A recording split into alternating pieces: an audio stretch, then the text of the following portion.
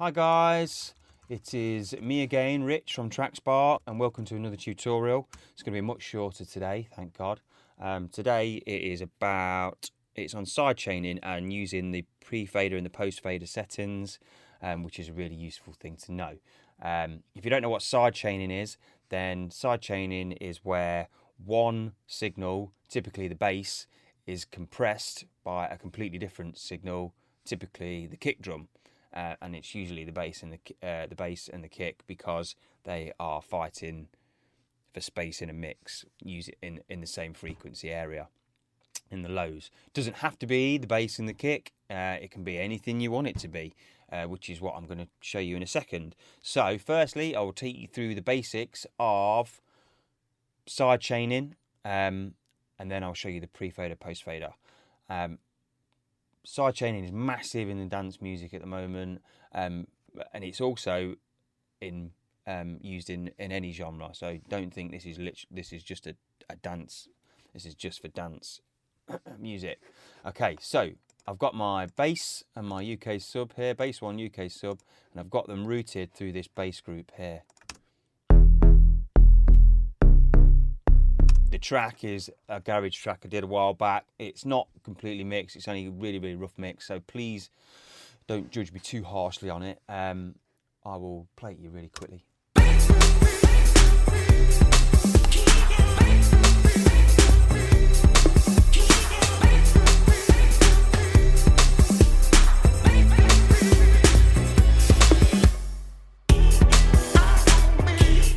That's enough of that. So that's the track. It's a garage track, and I'm going to sidechain the bass and the kick, this analog kick here.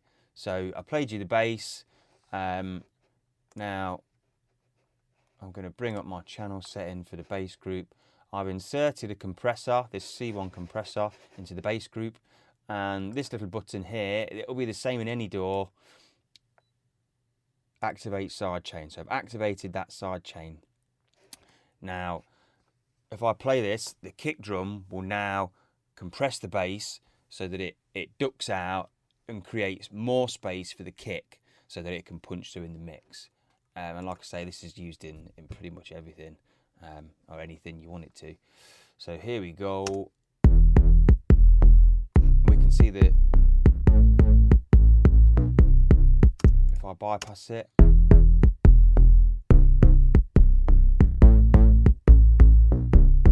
it's fairly subtle at the moment, but you can hear that they're both sort of fighting against each other, whereas when it's on,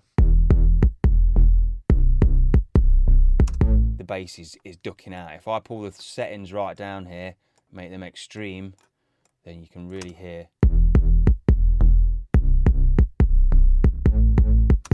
the bass is sort of ducking down and then sucking back up after the kick drum's finished playing. Now the release time, you can play with the release time for long, to make it sort of take longer to suck back up or come back up, which is a huge thing, obviously, again in EDM at the moment, where the bass is ducking out and it almost comes back up on the offbeat. So the longer the release, then the longer it'll take to come back up, and you can get some really cool rhythms by playing with that. But I want to move on from this. That is basically sidechaining. Doesn't have to be bass. It could be a snare and a synth, snare and a lead synth. It can be anything you want it to be. Play around. And that's the basics of sidechaining. Now, at the moment, oh no, it's already set. So it should have been set to post fader. And the issue with being set to post fader is, as you mix a tune, you're going to go around and you're going to tweak levels and you're going to tweak EQ, etc. And that is going to affect the amount of signal that's going from the bass, from the kick drum, to the sidechain compressor on your bass. So if I was to do this, if I was to play and then I think, oh, my kick's too loud, turn it down, that is now affecting the signal going to my compressor. So in order for me to, not have to worry about that, then I want to click the pre-fader button. I think in Logic it's in the in the channel settings again here in your sends.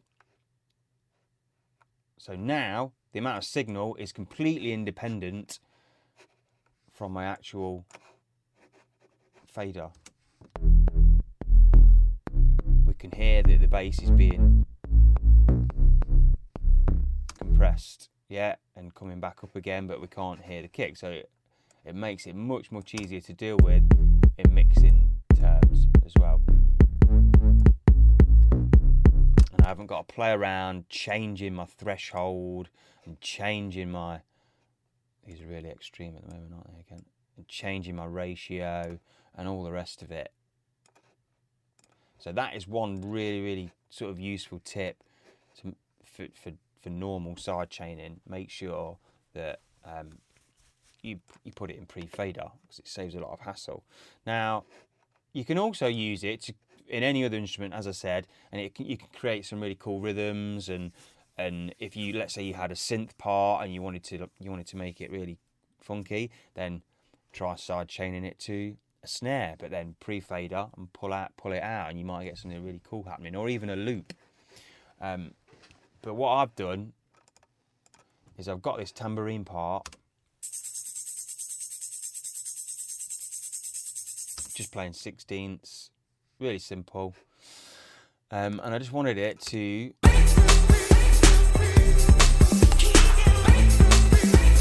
be a little bit more interesting than that. So what I've done is I've created another channel, and as we can see here, if we zoom in, this here is a, what is it? It's like an analogy kick sound, just doing that push rhythm, right?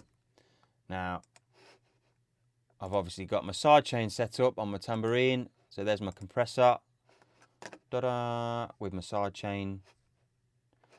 My settings are a little bit funny, but you play with that to make it, you know, how you want it to sound. Now, I sent my weird sort of analog kick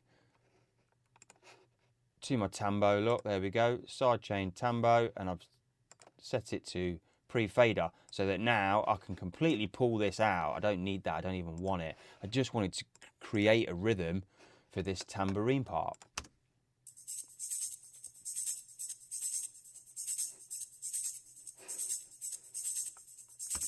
Yeah, and now, and you can see that I've got some, you know, I've got a really harsh, I've got a really low threshold, high threshold, and the ratio is a bit weird, so I'm getting this funny shape.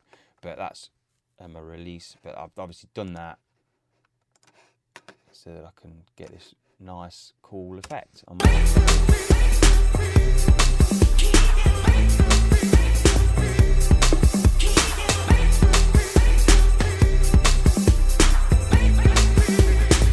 Yeah, if I was to take out my side chain, it's just straight.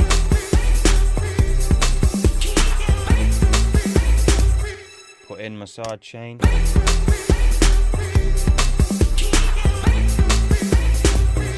There we go. And like I say, because it's set to pre-fader, I don't actually have to have the sound in there. Pull it out and it doesn't matter. So, there we go. I hope that was useful. You know, email us, let us know if there's anything that you want me to do, or in my next few tutorials. But yep, hope that was good, and take it easy. Cheers.